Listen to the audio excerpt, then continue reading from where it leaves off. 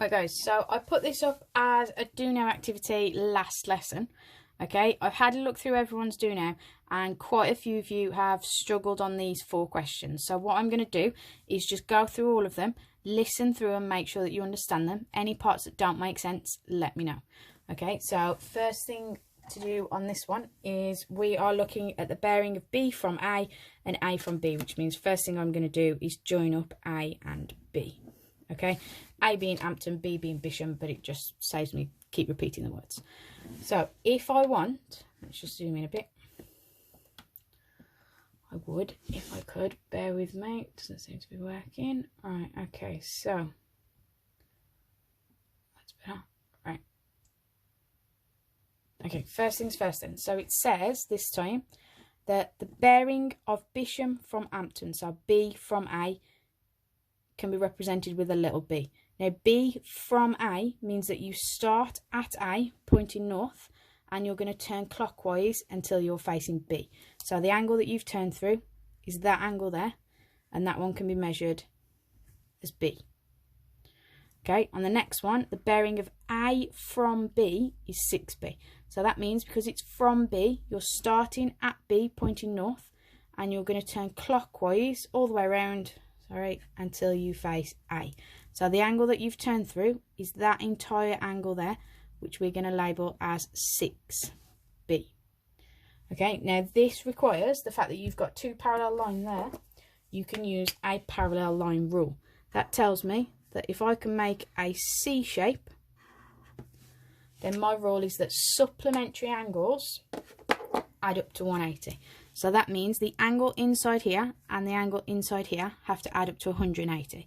So this angle I can label as 180 subtract B. Now I've got all the angles going around a point. And we know angles around a point add up to 360. So I can do 180 minus B plus 6B has to equal 360 degrees. Okay, so I've got 180 plus 5B equals 360. And then it's just a matter of solving to find B. So if I subtract 180, I get 5B has to equal 180. And then if I divide by 5, B equals 36 degrees. Now what they asked us for was the 3-figure bearing of A from B. Now A from B was this angle here. And so for A from B, I need 6 lots of B, which was 36. So 6 lots of 36, 6, 12, 18, 180 and 36, 216 degrees. So there is my 3-figure bearing of A from B. Right, if we look at the next one. This one went a little bit better. There was a couple of people who mixed up formulas in terms of finding part of the circumference or part of the area. Now in this case, because we want perimeter, you want part of circumference. Key thing is circumference is pi times the diameter. Now quite a few people use the radius. Okay, so if I want this smaller arc length, first of all I need to know the radius of that smaller arc or smaller sector, sorry. So if the whole thing is 6 centimeters, if I take away 3.5, this length here is 2.5 centimeters. So if I want that arc length there, I want 45 out of 360 times pi times, and the diameter, now that would be the radius, remember, because it's only going from the centre of the circle, so times by 5. That would give me this smaller arc length. Now if I do 45 out of 360 times pi times, and then the diameter of the bigger sector, again that's the radius there, because it goes to the centre of the circle, the diameter would be double that, so times 12. That would give me the bigger arc. And then don't forget, because it's perimeter, you need to add on these 2 edges here, which are both going to be 3.5. So I take that answer, I'm going to add them together, and then I'm going to add on 3.5 and 3.5 again, so another 7. And we're going to work out what that gives us. So 45 over 360 times pi times 5. We're going to add on 45 over 360 times pi times 12. And then we're going to add those 2 lots of 3.5. I get an answer of 13.7 centimeters as my perimeter. Okay, right, so on this one, looking at vectors. Now, we did really well on these last time we did them. Let's just zoom back out a bit. But I know quite a few people had kind of got a little bit lost on this one. So first things first, find the vector for AB. Now, AB means I want to get from A to B. I can't describe this exact route. So what I can do instead is I can go from A to D and then from D to B. I go with the arrow, so that's positive B. And then I go against the arrow, so that's minus A. And that's it. First one done. Now, E to B, we've just worked out A to B. So this vector here is actually the same as going straight from A to B. So I know that entire vector is B minus A.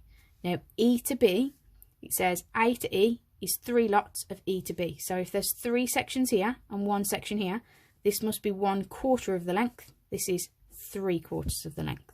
So if I just want to go from E to B, I only want 1/4 of the length from A to B. And I don't have to worry about any signs because I'm still travelling in the same direction.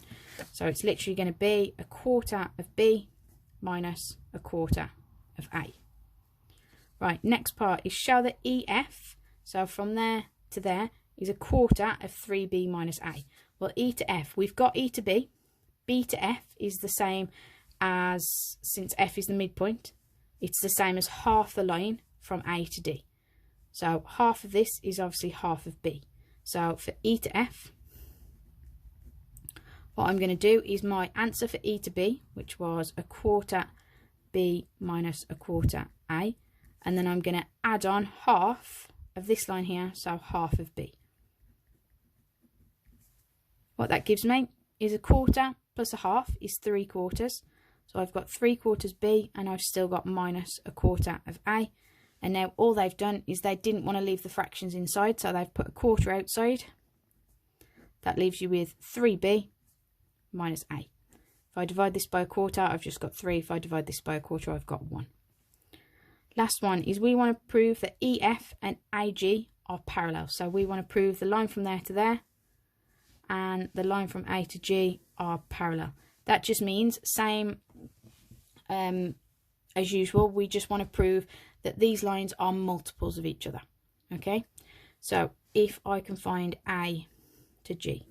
Now A to G means I'm going to go A to D first, so that's B, plus and then D to G. Now G is the midpoint of the line from D to C, so that is half of the line from D to C, which is going to be exactly the same as A to B. So I'm doing half of my answer from the start there, B minus A. That means if I've got B plus 1/2 of B, I've got 1.5 or 3/2B. And then I've got 1/2 times minus 1 is minus 1/2 of A. So what I can do is I can factorise the half part out and leave me with 3B minus A. So that means I've got half of this is AG and 1/4 of it is EF. So 1/2 is just 2/4. So I can say AG is equal to 2 lots of EF. Therefore, they are parallel. Okay, and then last question on this one is we've got Sunil makes 7.5 litres of soup to the nearest 0.5. So if it's 7.5 litres to the nearest 0.5, that means the upper would be that she makes 7.75 litres. The lower that he makes is 7.25 litres, both of which to the nearest half a litre would round to 7.5. Okay, he then serves the soup in 300 millilitre portions, correct to the nearest 10 millilitres. So that means the upper would be 305 millilitres, the lower would be 295 millilitres. Now normally we're just looking for the maximum amount you can make or the minimum amount you can make. In this case, it says he's got 24 people order this soup. Does he definitely have enough? Now, if he definitely has enough, the absolute minimum he can make must be more than 24. So if we think about the minimum you could make, that means he wants to start with as little as possible. So that's 7,250 millilitres. And he wants to make the portions as big as possible. That way it makes him the least amount of soup. So if I divide it by 305, I get 7,250 divided by 305. Gives me 23.8 bowls of soup. We'll go with, since it doesn't actually explain that bit. So, does he definitely have enough? No. If he had the lowest amount of liquid and he made it into the biggest portions he serves, he'd actually not quite manage 24. So no, it is possible that he would not have enough to serve all 24 people.